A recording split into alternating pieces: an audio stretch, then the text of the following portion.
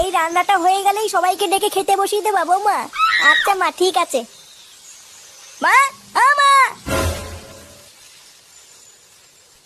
এই বাঞ্চতটা এখানে কেন এসছে? তুই কার কথা বলছিস? এই যে মাসিমা, আমার কথা বলছি গো।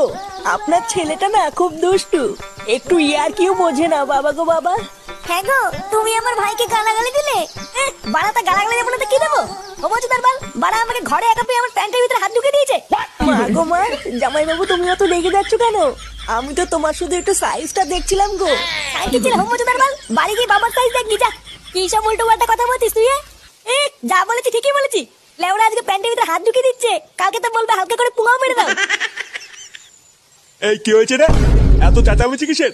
দেখুন না মেশামশাই, মা গো মা, আপনার ছেলে একটু ইয়ার কিউ বোঝে না। ওটাই আর কি ছিল বাঞ্চদ? দেখেছেন তো কিভাবে বলছে। দেখো মা, আমি কিন্তু বলে দিচ্ছি, এই চুদির ভাই যদি বাড়িতে থাকে আমি কিন্তু বাড়ি থাকবো না, বলে দিলাম। চোরে বাচ্চা, তুই ঘর থেকে বেরিয়ে যা। আমরা কোনো কাজকর্মের বেলায় নেই, কোনো রোজগার পাতি নেই, আবার বড় বড় কথা। ও বাড়া, মায়ের থেকে মাসির দরদ বেশি, তাই তো? বাড়া এখন তো দেখছি আমার থেকে এই বাড়িতে হোমোচোদার দাম বেশি।